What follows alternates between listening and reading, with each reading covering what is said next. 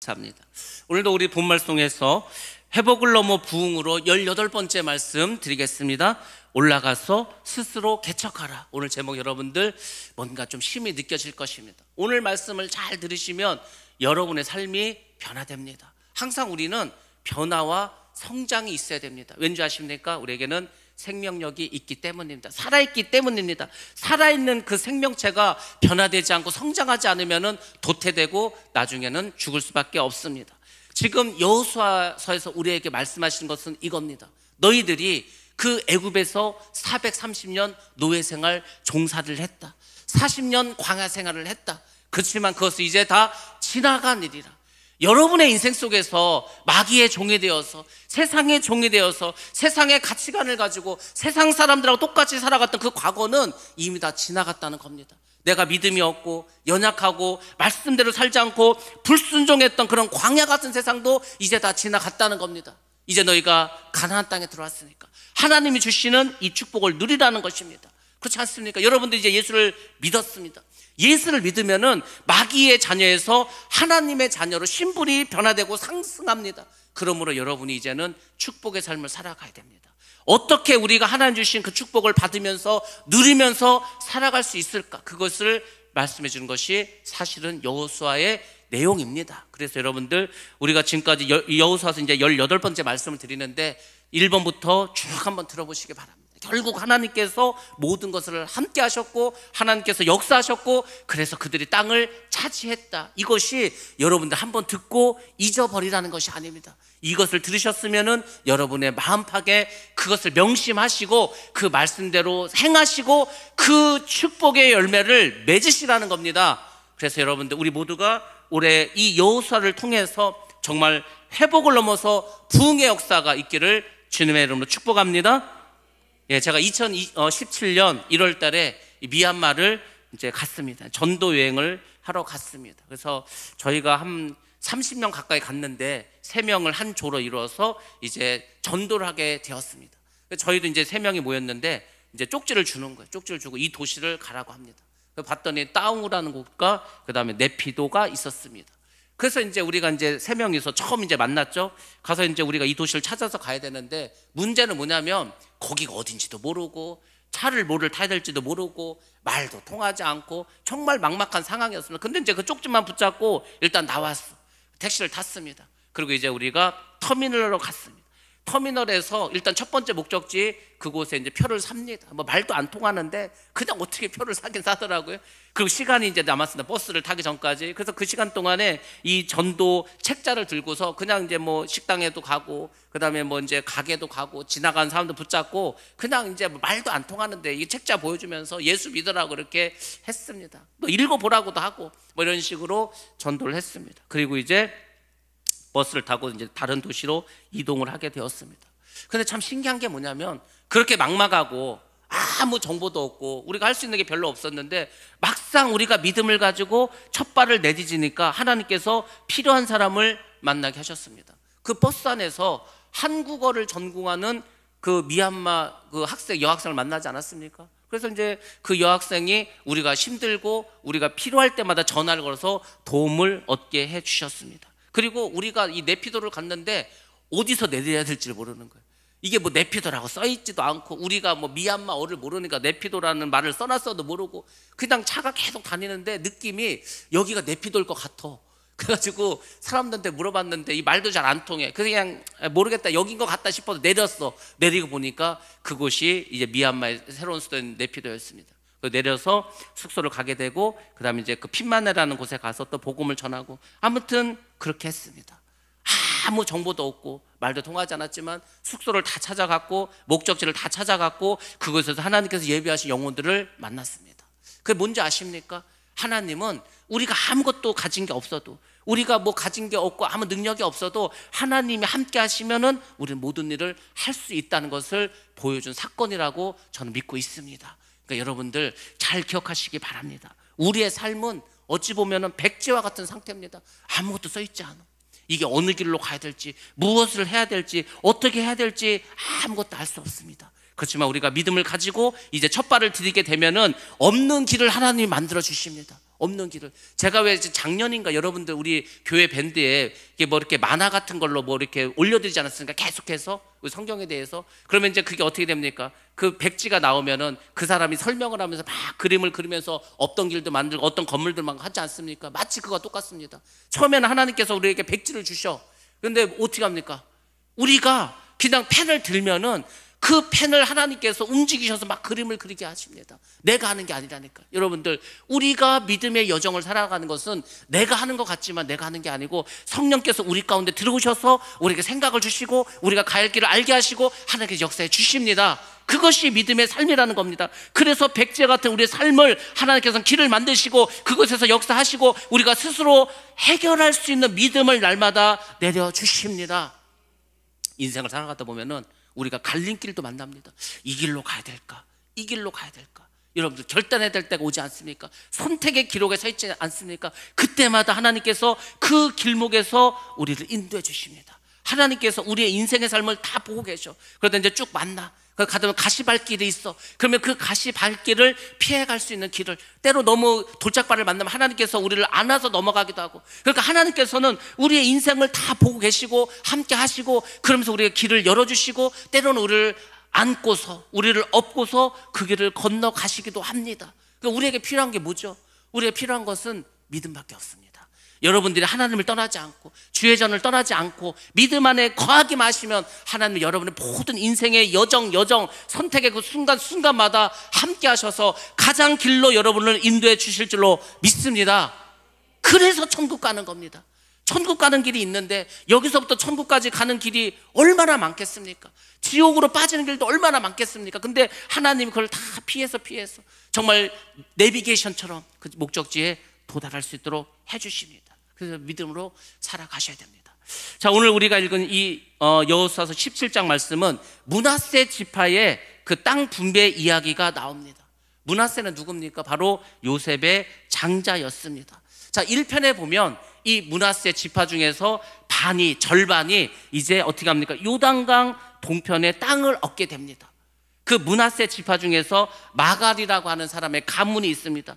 그 사람들이 그 땅을 분배받게 됩니다.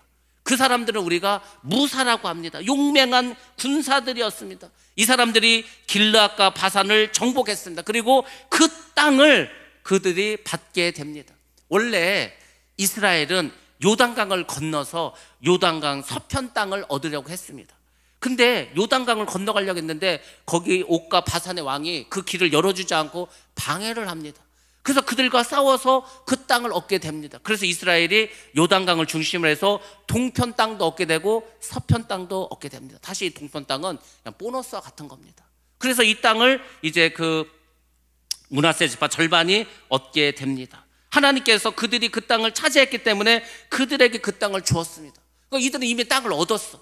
나머지 지파들은 요단강을 건너가서 전쟁을 통해서 그 땅을 얻어야 됩니다. 그러니까 이 므낫세 반지파는 우리는 땅이 있으니까 이제 우리는 끝났다 이렇게 주저앉을 수도 있습니다. 근데 그들이 어떻게 합니까? 우리가 땅을 얻었지만 우리도 나머지 지파와 함께 요단강을 건너서 그들과 함께 싸우겠다는 거예요. 그냥 싸우는 것도 아니고 우리가 선두에 서서 우리가 가장 앞에서 싸우겠다는 겁니다. 그래서 나머지 지파가 땅을 다 얻으면 그때 우리가 돌아와서 다시 살겠다고. 얼마나 용맹스럽고 얼마나 정말 무사와 같은 지파가 이 므낫세 지파입니까? 그래서 그들을 돕기 위해서 이렇게 결정을 내리고 그렇게 담대하게 싸움을 하게 됩니다. 근데 그 뒤에 가면은 재밌는 기사가 하나 나옵니다. 17장 2절에 보면은 므낫세 그 가문에 대해서 나오는데 7가문이 있습니다. 총 7가문이 있어. 그러니까 7가문이 있으니까 7가문이 또 7개의 제비를 가지고 땅을 뽑겠죠. 근데 신기한 일이 벌어집니다. 그 가문들을 남자 자손들이라고 표현합니다. 왜 굳이 남자 자손이라는 말을 했을까? 남자 자손이 있다는 것은 여자 자손도 있다는 거 아닙니까? 그래서 3절부터 6절까지는 그 여자 자손 이야기가 나옵니다. 그들이 누구냐면 므낫세의 현손이 있습니다. 이게 고손입니다. 고손자가 있습니다. 그 사람 이름이 슬로부핫이라는 사람입니다. 슬로부핫이 있는데 이 사람이 죽었습니다. 근데 아들이 없이 딸만 5명을 놓고 죽게 되었습니다. 근데 그 슬로부핫은 모세가 살아있을 때 자기에게 어떤 땅을 주겠다고 분배받기로 약속받은 땅이 있습니다. 근데 이 사람이 죽었어. 그럼 이제 그 아들에게 땅이 넘어가지 않겠습니까? 근데 아들이 없어. 아들이 없으니까 이제 그 땅은 다른 곳으로 넘어갈 수밖에 없습니다. 근데 그 딸들이 여호수아에게 찾아가는 거예요. 그리고 말합니다. 그 모세가 살아있을 때 우리 아버지에게 이 땅을 주기로 약속하지 않았냐. 그러니까 그 땅을 달라고 이야기합니다. 뭐 우리가 볼 때는 이 딸들이 욕심이 많아서 그런가? 아니면 이 사람들이 뭐 그 땅을 얻으려고 뭐 이렇게 무슨 로비를 하는가? 이렇게 볼 수도 있지만 절대 그것이 아닙니다. 이 딸들은 굉장히 중요한 믿음의 요청을 한 것입니다. 이 당시 사회가 어떤 사회입니까? 뭐 우리나라도 마찬가지죠.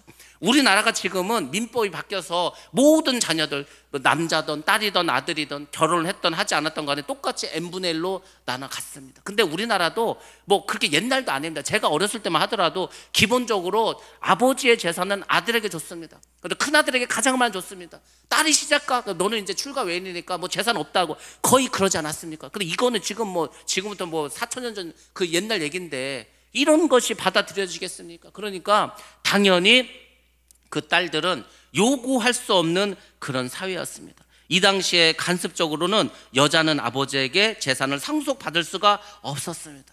근데 이 5 딸들은 믿음이 있었기 때문에 그 믿음으로 자신의 권리를 주장하고 당당하게 그 땅을 얻어냅니다.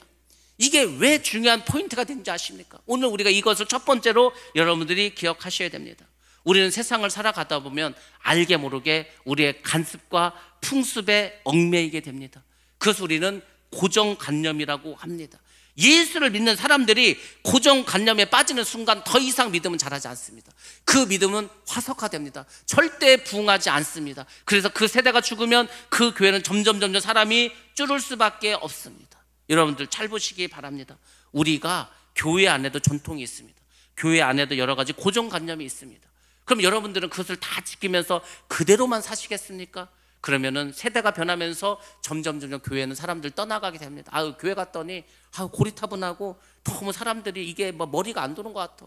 갔더니 재미도 없어. 이렇게 되는 거 아닙니까? 여러분들 우리가 믿음은 지켜야 됩니다. 하나님에 대한 믿음은 반드시 지켜야 되고 성령 충만해야 되고 그 기독교의 진리는 우리가 그 무엇보다도 열심히 사수하고 수호하셔야 됩니다. 근데 그게 아닌 것들, 우리의 일상적인 것들, 이거는 여러분들이 자유롭게 어떻게든 더 우리가 이것을 믿음으로 잘 드릴 수 있을까 연구하시고 그렇게 개척하시고 그래서 도전하셔야 됩니다. 여호수아에서 계속해서 믿음에 대해서 말합니다. 믿음은 뭐라고 했습니까? 순종이라고 했습니다. 믿음은 용기라고 했습니다. 지난주에도 제가 믿음이 무엇인가에 대해서 말씀드리지 않았습니까? 결단에 대해서 말씀드리고 오늘 믿음에 대한 한 가지를 또 말씀드리겠습니다. 믿음은 바로 도전입니다. 도전. 믿음이 있는 사람들은 도전합니다. 담대함으로 도전합니다. 당당히 가서 자기의 요구를 이야기하고 받아내고 얻어내는 것입니다. 그것이 우리의 신앙생활과 믿음에서 굉장히 중요하다는 것을 여러분들 꼭 기억하시기 바랍니다. 우리가 하나님께 받은 권리가 있지 않습니까? 아니 우리가 하나님의 자녀가 되었습니다. 그러니까 하나님께 가서도 당당히 구하셔야 된다고 하지 않습니까? 지난주에 드린 말씀이 그거지 않습니까? 우리가 너무 안 구해. 하나님은 구하면은 내가 너희 안에 거하고 너희가 내 안에 거하고 내 말이 너희 안에 거하면은 무엇이든지 구하라 주리라고 하지 않았습니까? 근데 우리가 구하지를 않아. 구한 사람 별로 없습니다. 그래서 갈렙이 여호수아에 가서 구하지 않습니까? 이 산지를 지금 나에게 주옵소서. 당당하게 구하니까 얻지 않습니까? 그 갈렙의 딸이 아버지한테 가서 말하지 않습니까? 아버지 내가 시집 가는데 이 샘물이 있는 그 물을 나에게 달라고 그 악사란 딸이 아버지에게 구했을 때 그거 주지 않습니까? 그렇게 되는 겁니다. 근데 우리가 너무 안 구해. 욕심이 없어서 안 구하는 게 아니고 믿음이 없어서 구하지 않는 것입니다. 믿음이 있으면 우리는 구합니다. 이루어질 수 없는 것 같지만, 그게 꿈인 것 같지만, 그게 상상인 것 같지만, 그래도 믿음을 가지고 구할 때 하나님은 반드시 역사해 주실 줄로 믿습니다. 우리가 찬양 집회를 통해서 여러분들도 많은 은혜를 받으셨을 겁니다. 저는 사실 어제 그 생각을 했습니다. 이 찬양 집회를 하면서 어제 이제 못 나오시는 분들도 많이 있는데 우리 교회는 이 찬양 집회를 참석한 분과 참석해야지 않은 분으로 나눌 것이다. 왜냐하면은 이런 어떤 경험은요, 이게 물론 유튜브로도 나가지만 유튜브로 한번 보시기 바랍니다. 어제 우리가 이곳에서 있었던 그 분위기와 그 유튜브에 이게 여러분들 그 몸에 와닿습니까? 이게 우리가 이 자리에 있었다는 그 현장감은요, 이루 말할 수가 없습니다.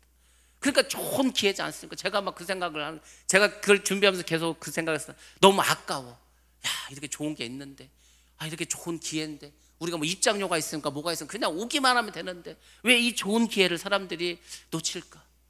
여러분들 꼭 기억하시기 바랍니다. 어제 찬양 집회도 너무 간절한 마음으로 많은 사람들이 오기를 우리가 기도하고 원하지 않았습니까? 그거 이상으로 예수를 믿지 않는 사람들이 예수를 믿게 하게끔 우리 그런 간절함이 있어야 됩니다. 저는 어떤 마음으로 그걸 집회를 준비한지 아십니까? 정말 사돈의 팔촌이라도 제가 알고 있는 올 수 있을 만한 사람들에게는 다 연락을 했습니다. 카톡을 일일이 보면서 이분은 그래도 올 수 있겠다, 뭐 그런 분들에게는 다 연락을 했습니다. 다 연락을 하고 올 수 있냐 어떻게 하고 이렇게 했습니다. 정말 좋은 기회라고 하면서 거기다 뭐 사진도 거기다 링크도 걸고 많이 했습니다.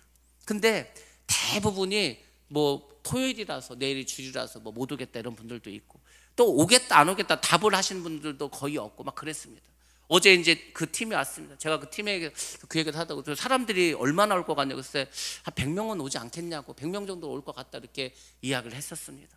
근데 어제 이제 팀이 와서 여기서 이제 뭐 악기도 이제 뭐 마치고 이렇게 연습을 하는데 없어, 사람이 없어. 우리도 별로, 우리 성도들도 별로 없고 아직 뭐 외부 손님도 오지 않고, 5시에 이제 리허설이 끝나고 연습 끝나고 이제 식당에 가서 밥을 먹으러 가야 되는데 그때까지도 별로 사람이 없었습니다. 그래서 제가 이제 그 식사를 하러 가기 전에 마지막으로 이제 제가 기도를 했습니다. 하나님께, 하나님 만약에 정말 만약에 사람들이 많이 오지 않는다면 우리가 그냥 하나님만 바라보고 실망하지 않고 하나님만 찬양하는 거기에 몰두할 수 있게 해달라고 기도했습니다. 정말 저는 밖에 나가서 아무나라도 정말 데리고 싶은 그런 마음이었습니다.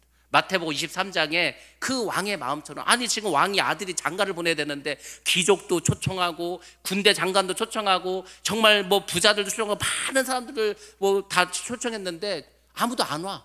바쁘다고 하고 안 오더라고. 그러니까 그 왕이 어떻게 합니까? 밖에 나가서 사거리에 나가서 아무나 데려오라고 하지 않습니까? 정말 저는 막 나가서 아무나 막 데려오고 싶어. 우리 지금 이런 집회를 하니까 좀 같이 와서 은혜를 나누자고. 왜냐면은 저는 알거든요. 이 집회를 통해서 그들이 은혜를 받을 것이고 그들의 삶이 변화될 것이고 살아계신 하나님을 역사하시는 보고 정말로 그들의 입에서 이런 거 처음 봤다, 그런 말을 할 거를 저는 알고 있어서, 근데 왜 사람들이 그걸 알지 못하고 오지 않을까 너무나 답답하고 정말 그런 마음이었습니다. 근데 하여튼 그런 마음에서 하나님, 만약에 사람들이 안 오더라도 그냥 하나님만 바라보고 우리가 찬양할 수 있게 해달라고. 그러고 이제 식사를 하고 한 6시 정도 이렇게 왔습니다.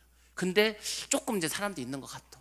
그리고 이제 그 이후에 계속해서 이제 사람들이 오기 시작했습니다. 그래서 이제 요 밑에도 이제 많이 차고 이제 위에까지 이렇게 올라가서 찬양을 드렸습니다. 제가 사실 이번 집회를 통해서 여러 가지를 저도 이제 테스트를 하고 한번 마음속으로 상상도 해보고 준비한 것이 있습니다. 과연 이곳에 사람들이 꽉 차고 2층까지 사람이 올라가면은 어떤 일이 벌어질까?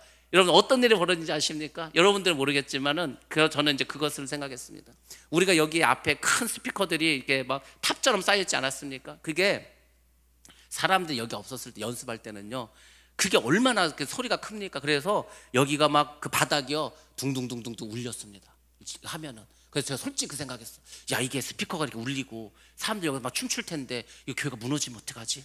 그 생각도 했어. 그 걱정도 했어. 왜냐면은 이게 지속적인 지진처럼 둥둥둥둥둥 하는데, 근데 여러분들 어제 이게 바닥이 울리는 거 느끼셨습니까? 아닙니다. 사람들이 차니까 틀림없이 저 스피커 소리가 엄청나게 컸는데 별로 소리가 안 큰 것 같아. 왜 그렇습니까? 사람들이 꽉 차니까.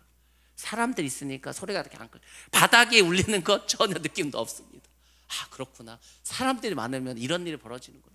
2층에 저는요 정말 어제 마음이 아주 기뻤던 게 뭐냐면, 저 2층에 사람들이 우리가 저렇게 뭐 거울 같은 걸로 돼 있지 않습니까? 유리로. 거기에 막 이렇게 서가지고 막 서서 막 찬양을 하는데 그게 그렇게 마음이 막 기쁘더라고. 아, 그렇구나. 사람들 2층에도 있으면은 제가 지금 이렇게 정면만 보지만은 그때는 이게 위도 쳐다봐야 되는구나. 그 새로운 경험을 했습니다. 그러니까 그런 거는 진짜 이렇게 경험을 해볼 수 있는 거. 우리가 이제 어제 주차도 하지 않아서 지금은 뭐 주차장이 널널하니까 자유롭게 아무데나 주차하고 뭐 차도 빠지지만은 어제 그 장수에서 오신 목사님이 빨리 가셔야 되는데 자기 앞에 차가 3대가 있다는 거예요. 저한테 쪽지를 주면서 이 방송을 해달라는 거, 차를 좀 빼달라고. 근데 우리가 지금 어제 뭐 차 빼달라고 광고할 수 있는 그런 상황입니까? 그래서 이게 차가 주차장에 꽉 차면 이런 일이 벌어지겠구나. 그럼 여러분들 생각해 보시기 바랍니다. 주차장에 차가 꽉 차서 빠질 수가 없어. 그럼 여러분들 해결책은 뭡니까? 어떻게 해결할 수 있습니까? 주차요원을 놀립니까? 주차요원이 많아지면 주차가 잘 됩니까? 여러분은 그걸 어떻게 해결하실 거예요? 주차장이 부족한데, 예? 어떻게 하면 됩니까? 땅을 사면 됩니다. 땅을 사면 돼. 땅을 사서 거기 아스팔트 깔고 주차장을 살면 됩니다. 간단합니다. 그러니까 이제 우리가 어떤 상상으로만 생각으로만 했던 일이 현실 속에 나타나니까 우리가 그 현실 속에서 어떻게 해야 됐다는 방법이 느껴지지 않습니까? 그것이 믿음이고 도전이라는 것입니다. 믿음은 뭐라고 했습니까? 바라는 것의 실상이라고 하지 않았습니까? 우리가 위에까지 사람이 차고 주차장에 차가 꽉 차는 것을 한번 우리가 바라봤어.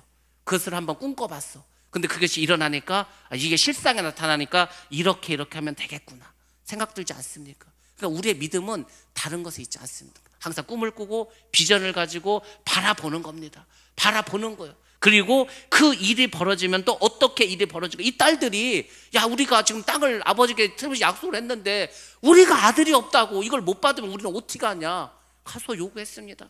그랬더니 받지 않았습니까? 여러분들, 믿음은 도전이라는 것을 꼭 기억하시기 바랍니다.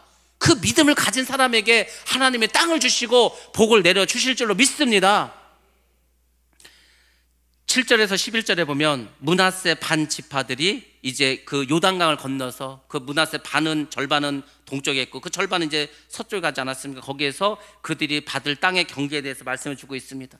12절과 13절에는 아주 중요한 얘기가 이제 나오기 시작합니다. 바로 이 므낫세 자손들이 자기 땅을 이렇게 보면서 그걸 뭐라고 이야기합니까? 자기 땅을 이렇게 보니까 자기 땅 안에 그 가나안 거민들이 있다는 거예요. 근데 그 가나안 거민들이, 싸움을 아주 잘하는 거민들이 그곳에 살고 있습니다.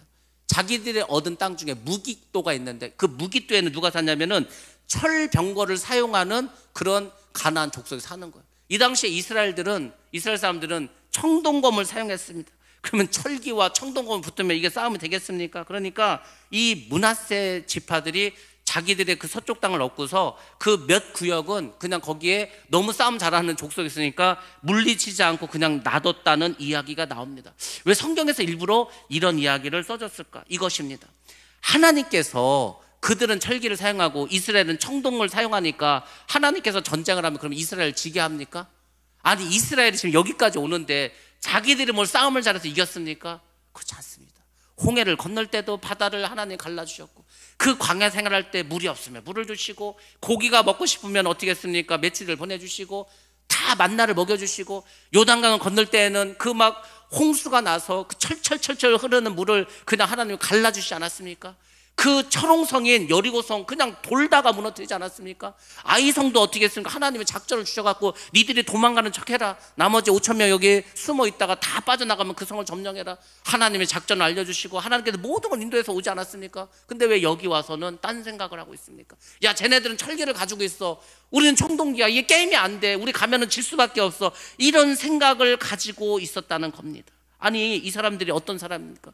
처음에 그 가나안 땅을 정복한 그 초창기에 막강한 가나안 연합군에 맞서서 가장 선두에서 용맹하게 싸웠던 군사라고 하는, 무사라고 하는 그 이름을 가졌던 므낫세 자손들이 왜 갑자기 여기 와서 이렇게 나약해졌습니까? 이유가 있겠죠. 여러분들 잘 보시기 바랍니다. 이들은 어느 순간 해이해졌습니다. 우리가 신앙생활 하면서 우리의 믿음이 해이해질 때가 있습니다. 언제 그렇습니까? 이만하면 됐네. 이 정도 왔으면은, 이 정도 사람 있으면 됐어. 이 정도면은 충분해. 여기가 좋사오니 이제 우리는 더 이상 뭐 부흥이고 성장 이런 필요 없고 있는 거나 잘 관리하자.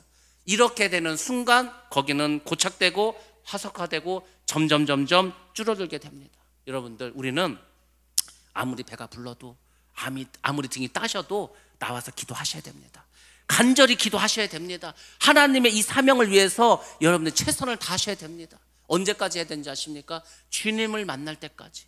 여러분들 언제 주님 만납니까? 우리가 주님을 직접 만나는 것은 둘 중에 하나입니다. 여러분이 죽어서 천국 가서 주님을 만나시든지, 아니면 주님께서 이 땅에 오셔서 재림하셔서 주님을 만나든지, 둘 중에 하나지 않습니까? 그러니까 우리는 주님을 만날 때까지 복을 주시던, 우리의 삶이 힘들고 어렵던 간에 믿음을 가지고 하나님을 바라보면서 날마다 나아가는 그런 신앙생활이 돼야 할 줄로 믿습니다. 근데 어느 순간 해이해져. 기도 힘든데 기도하냐? 그 예배, 맨날 드리는 예배 가면 뭐하냐? 여러분들 잘 보시기 바랍니다. 우리가 지금 주일 예배를 드리고 있지 않습니까? 주일 예배와 수요 예배는 분위기가 다릅니다. 수요 예배는 저녁에 드리지 않습니까? 수요 예배는 훨씬 더 말씀 우리가 깊이 다루지 않습니까? 수요 예배는 수요 예배만의 은혜가 있는 것입니다. 금요 기도회, 금요 기도회는 우리가 어떻게 보면 기도를 많이 하고 하지 않습니까? 금요 기도회는 금요 기도회에 또 은혜가 있는 것입니다. 새벽 예배, 새벽 예배는 또 새벽 예배만의 은혜가 있는 겁니다. 모든 예배는 다 다른 겁니다. 우리가 식당에 가면은 한식이 있고 양식이 있고 일식이 있고 중식이 있는 것처럼 하나님께서는 그 예배마다 새로운 메뉴로 새로운 은혜를 우리에게 내려주십니다. 그러니까 뭐 주일 예배 드렸으니까 다 됐다, 그렇지 않습니다. 여러분들, 예배는 할 수만 있다면 최선을 다해서 참석하시기 바랍니다. 여러분의 삶 속에서 예배가 기쁨이 되시기 바랍니다. 여러분이 정말로 막 죽을 병 걸렸어, 큰 병에 걸렸어, 병원에 들어누워 있어. 그때 깨닫습니다. 아이고, 교회 가고 싶은데, 아이고, 예배 드리고 싶은데. 그 왜 건강할 때 그러면 왜 그걸 안 됩니까? 왜 건강하고 아무 문제가 없고 이렇게 막 그냥 뭐 행복한 삶을 살아갈 때 왜 그게 그 자리가 그게 그려지지 않습니까? 여러분들, 예배의 자리야말로 가장 축복의 자리인 줄로 믿습니다. 예배를 성공하는 사람이 인생도 성공하게 될 줄로 믿습니다. 그래서 여러분들이 항상 해이한 그런 신앙생활을 벗어버리고 항상 믿음으로 살아가셔야 합니다. 그것을 하나님이 우리에게 보고 계십니다. 물론 이 사람들이, 이 므낫세 지파가 그 무기토에 있는 사람들을 죽이지 않고 진멸하지 않은 또 다른 어떤 그런 어떤 실제적인 이유가 있습니다. 왜냐하면 자기들이 종사를 해봤어. 힘든 광야 생활도 해봤어. 그러니까 뭐냐, 야, 우리가 가나안 땅에 가면 힘든 일을 우리가 하지 말자. 뭐 안 하면 어떻게 합니까? 그 가나안 족속들 어차피 하나님 우리가 다 그 땅을 차지하게 하지 않았냐, 다 죽이지 말고 그 맨 놈 살려둬서 걔도 우리 종으로 부려먹자, 이 생각을 했다는 겁니다. 그래서 무기토에 있는 그 사람을 다 죽이지 않고 살려두고 그들을 나중에 종으로 사용하려고 했습니다. 근데 여러분들, 세상 일이 내 마음대로 됩니까? 그러니까 우리가 어리석은 거야. 우리는 생각합니다. 이렇게 하면은 이렇게 되겠지.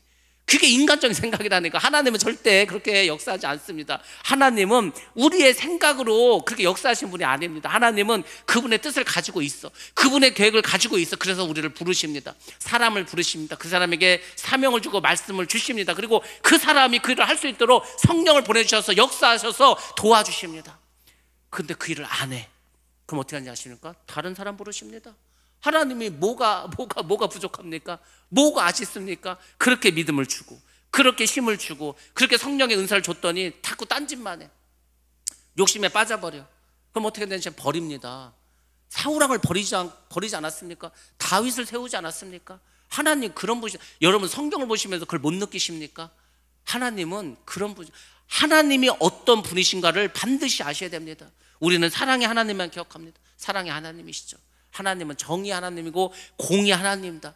그러면 하나님은 속성 그것만 있으십니까? 그렇지 않습니다. 하나님은 질투하신 하나님입니다. 하나님 때로는 무서운 하나님입니다. 하나님 때로는 우리의 어떤 경외심을 일으키실 만큼 어마어마하게 큰 분, 제가 만난 그 하나님은 너무 커서 이걸 어떻게 측량할 길이 없습니다. 그게 하나님입니다.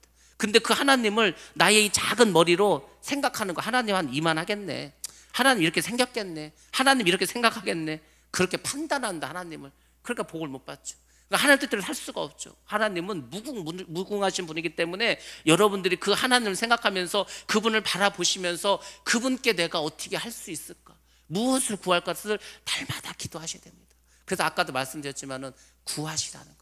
하나님이 여러분들이 어떤 행동을 할 거 아닙니까? 뭐 기도를 할 거 아닙니까? 그때 하나님께서 기뻐하는 것들이 몇 가지가 있습니다. 근데 그 중에 하나가 뭐냐면 이거에 바로 그 솔로몬이 하나님께 기도했던 거. 아, 이놈 봐라. 아, 이놈이, 나이도 어린 놈이 세상에 그렇게 일천번제를 바치고 뭐 여러 가지 뭐 군사력을 달라, 뭐 돈을 달라, 이런 거 구할 줄 알았더니 지혜를 달라고 하는 거예요. 그때 하나님의 마음이 너무 기뻤습니다. 아이고, 야, 이 기특하네 이놈이, 이 어린 놈이 어떻게 이런 생각을 할까?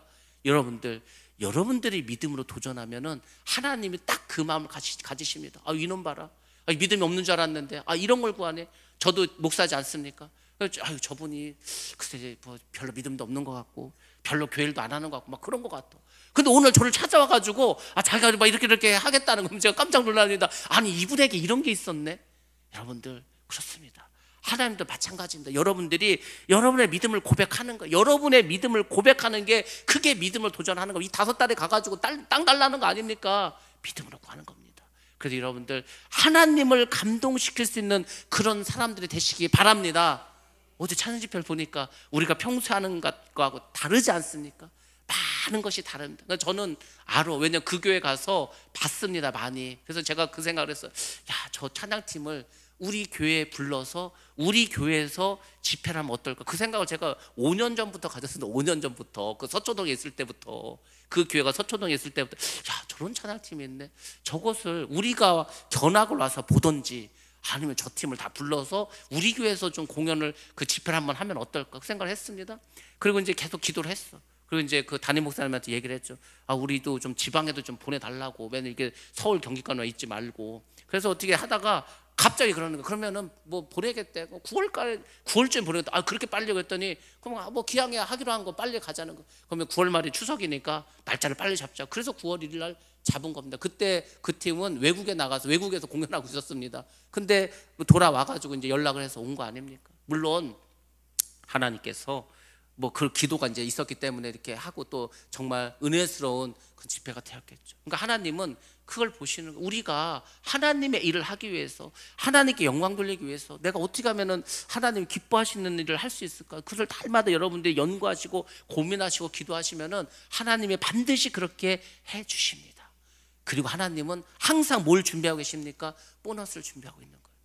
솔로몬이 지혜를 구했을 때 하나님 보너스 준 게 뭡니까? 네가 구하지 않은 수와 부도 주겠다는 거예요.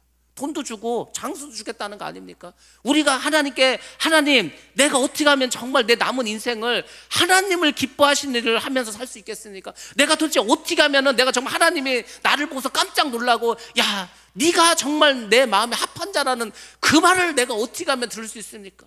저는 목사라서 늘 그런 마음을 갖고 그런 기도하는, 하나님, 제가 어떻게 해야 정말 설교도 잘하고, 제가 어떻게 막 능력도 받고, 제가 어떻게 정말 선교도 잘하고, 제가 어떻게 이 금산 지역의 이 젊은 아이들, 우리 청소년들, 우리 청년들 믿음 안에서 저들이 정말 하나님을, 여호와 하나님을 유일하신 구세주로 믿고 그 살아갈 수 있는 믿음의 군사로 키울 수가 있으니까 뭐 어떻게 해야 됩니까? 도대체 어떻게, 내가 뭐 누구를 지금 뭐 도지사를 만나야 됩니까? 대통령을 만나야 됩니까? 뭐 어떻게 해야 됩니까? 계속해서 방법을 물어봅니다. 도대체 제가 어떻게 해야 되죠? 뭘 해야 되죠? 늘 그 생각입니다. 뭐 때로는 이 마음이 막 터질 것 같다. 잠도 못 자면 잠. 여러분도 어제 잠 자셨습니까? 어제 되게 피곤하지 않았습니까? 그 피곤한데 잠은 안 와. 왜? 마음이, 저는 어제 하루 종일 가슴이 두근두근거려서 사실 밥을 먹지 못했습니다. 밥을 먹으면 취할 것 같아. 두근두근거려가지고 심장이 떨려서.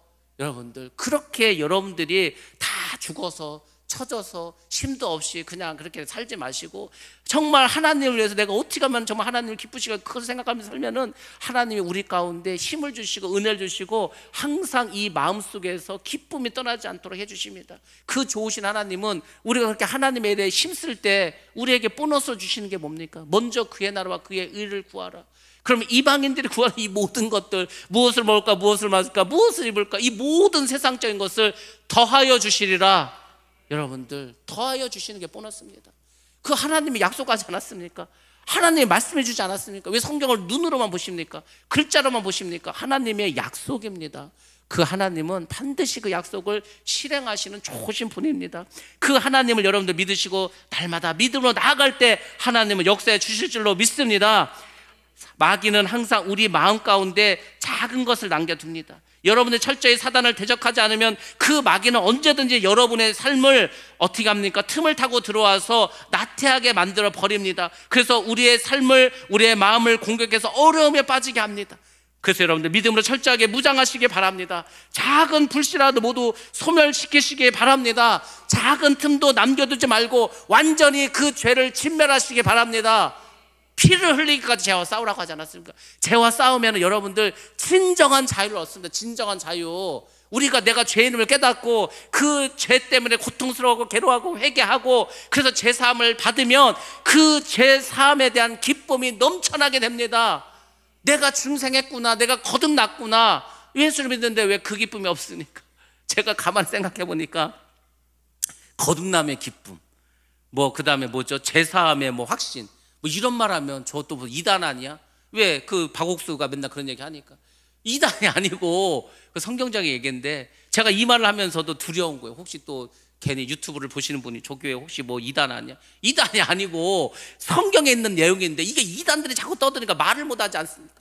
휴거가 없으니까 휴거가 있다고 우리가 믿는데 그것도 이단이 말하니까 말을 못하고, 구원이 얼마나 중요합니까? 구원에 대해서 잘 말 못하고 구원파가 있으니까. 새하늘과 새 땅 얼마나 중요합니까? 우리가 천국에 가서 영원히 살 곳이 새하늘과 새 땅인데 그것도 잘 말을 못해. 신천지가 떠들어도 되니까. 그러니까 우리 뭘 말합니까? 그러면 여러분들, 성경에 많은 보화가 숨겨져 있습니다. 그 보화를 여러분들이 발견하셔야 됩니다. 제가 뭐라 했어요? 교회는 밭이라고 하지 않았습니까? 이 교회 밭 안에는 보화가 숨겨져 있습니다. 그럼 여러분들이 기도하고 막 해서 그 보화를 찾아내셔야 돼. 보화를 찾았어. 그럼 어떻게 해야 됩니까? 어떻게 해야 돼? 보화를 훔쳐가면 됩니까? 여러분이 가진 모든 것을 팔아서 그 밭을 사셔야 되는 겁니다. 여러분들 예수를 발견해서, 예수가 보화입니다. 예수를 발견하면 여러분의 모든 것을 다 버리셔야 돼. 내 생각도, 내 뜻도, 내 계획도 다 버리는 거야. 이제는 뭐 계획이 필요 없어. 왜? 하나님이 하시는 것만, 말씀하신 것만 하면 되니까. 하나님이 인도하신 대로만 살아가면 되니까. 물론 그럼 아무 생각 없이 살아가는, 그렇지 않습니다. 하나님이 우리가 일할 수 있도록 항상 성령께서, 성령이 얼마나 말이 많은지 아십니까? 계속 있으면서 수시로 말씀을 주시는 거예요. 여러분이 어떻게 살아가야 되고 무슨 일을 해야 되고 사람을 만나면 무슨 말을 해야 되고 다 알려주십니다. 그게 예수를 믿는 겁니다. 그게 성령 충만한 것입니다. 그 사람이 이 땅에서 천국을 누리고 이 땅에서 하나님을 경험하고 그 사람이 저 하늘에 있는 천국도 가게 될 줄로 믿습니다. 왜 예수를 믿는데 이 땅에서는 지옥을 살고 죽어서만 천국 가려고 합니까? 이 땅에도 이미 하나님께서 천국을 이루어 주셨는데, 그 여러분들이 이 여호수아 말씀을 들으면서 이 소멸해야 될 것, 버려야 될 것, 작은 죄의 씨앗도 다 버리시고 틈을 주지 마시기 바랍니다. 오늘 본 말씀에 보면 14절에 요셉 지파들이 이 땅 분배에 대해서 불평을 하면서 이제 여호수아에게 나와서 이야기합니다. 그것이 오늘 본문의 말씀입니다. 영어로는 Why라는 말을 썼습니다. 뭡니까? 왜 우리에게 이렇게 하냐는 거예요. 왜? 지금 요셉 지파는 에브라임 지파와 므낫세 지파 아닙니까? 이 지금 여호수아가 에브라임 지파입니다. 그러니까 와서 그러는 거. 아니 삼촌, 아니면 형님, 왜 우리한테 이렇게 하냐고. 같은 지파인데, 같은 우리 가문인데 왜 우리에게 이렇게 하냐고. 어떻게 했기 때문에 그렇습니까?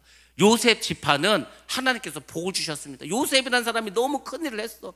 그래서 요셉이 한 지파가 아니라 요셉의 아들인 에브라임과 므낫세를 어떻게 했습니까? 하나 올려서 아버지의 그 대로 맞춰가지고 두 지파를 만들어줬어. 그러니까 이제 자기들 생각에는, 야, 우리는 이제 두 지파니까 제비를 2장 줘야 될 거 아니야? 딱지를 2장 줘야 될 거 아니야? 그래 땅을 양쪽으로 갔는데 하나밖에 안 줬어. 요셉 지파를 그냥 에브라임과 므낫세에게 제비를 따로따로 줘서 땅을 준 게 아니고 그냥 하나로 줬습니다. 그러니까 그걸 가지고 와서 좀 따지는 겁니다. 왜 우리에게 신경을 안 쓰냐 이거죠. 그러니까 그들의 말이 틀린 것은 아니겠죠. 근데 이들이 지금 14절에서 뭐라고 고백합니까? 자기들 입으로 우리가 하나님께 축복을 넘치도록 받았다고 합니다. 넘치도록 받았습니다.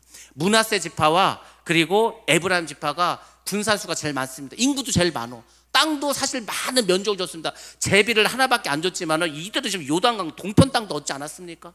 좋은 땅도 줬습니다. 이미 하나님께 복을 많이 받았어. 근데 거기에 감사하지 않았습니다. 감사하지 않으면 반드시 문제가 생길 수밖에 없습니다. 근데 이들이 잘못 생각한 게 있습니다. 뭘 잘못 생각하면 첫 번째는 이것입니다.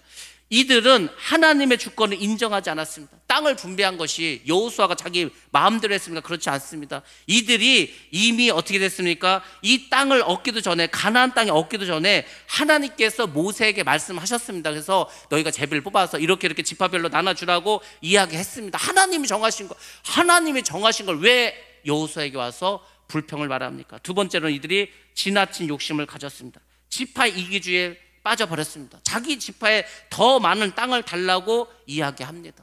아니 지금 요단강 동편에도 땅이 있고 지금 요단강 서편에도 좋은 땅을 다른 지파보다 훨씬 더 충분한 땅을 얻었음에도 불구하고 여전히 와서 불평을 하고 있습니다.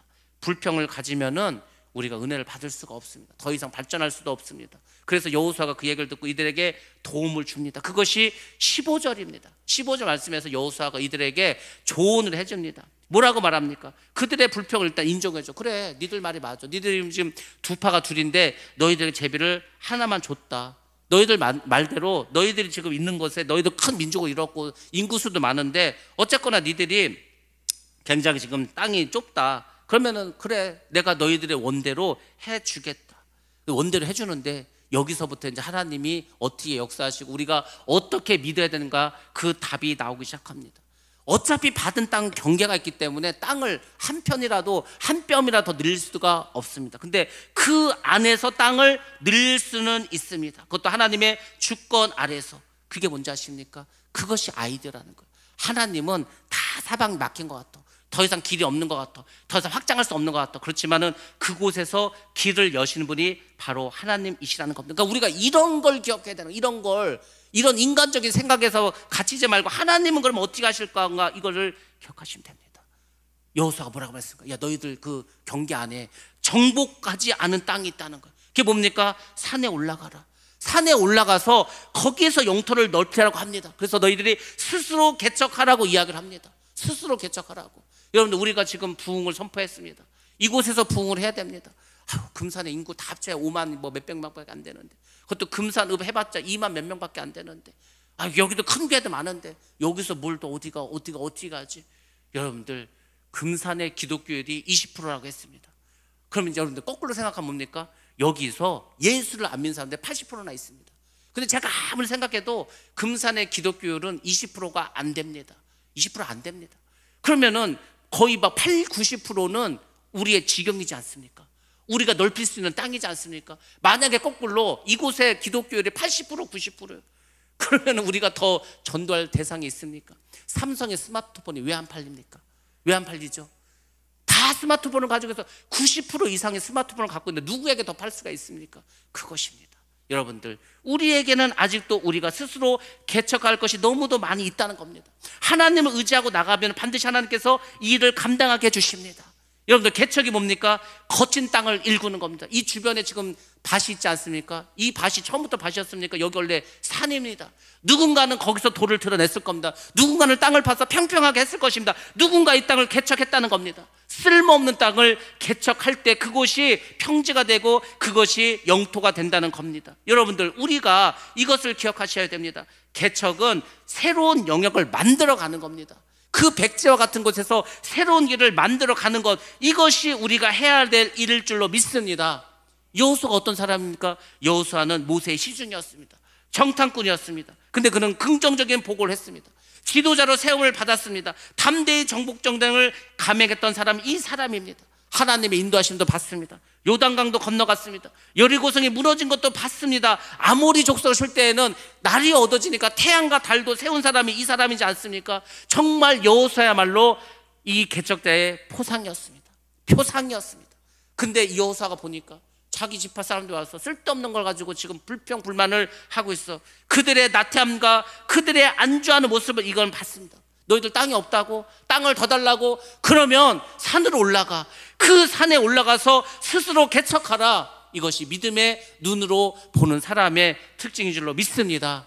우리가 바로 그 눈을 가져야 합니다. 여러분들, 우리가 믿음으로 무장하고 항상 나아가면 그 부족한 산지를 확장할 수가 있습니다. 적이 아무리 철병거를 가지고 있다 하더라도 하나님이 함께 하시면 반드시 승리할 줄로 믿습니다. 여호수아는 이들을 격려하고 이들이 믿음으로 개척할 수 있도록 명령하고 확신을 심어줬습니다. 오늘날 우리에게 많은 어려움이 있을 것입니다. 전도하기도 힘들고 전도를 해도 사람들이 오지 않고 그런 세상을 살아갑니다. 다 맞습니다. 그렇지만 여러분들, 믿음의 눈을 가지시기 바랍니다. 아직도 우리가 전도해야 될 영혼은 90%가 우리 주변에 있다. 우리 집 안에도 있다. 우리 옆집에도 있다. 이 생각을 가지고 여러분들 믿음의 눈을 가지시기 바랍니다. 그리고 그 땅을 여러분들이 확보하시고 정복하시기 바랍니다. 그 사람에게 은혜를 주시고 능력을 주시고 권세를 내려주실 줄로 믿습니다. 그런 여러분이 되시고 제가 되기를 주님의 이름으로 축원합니다.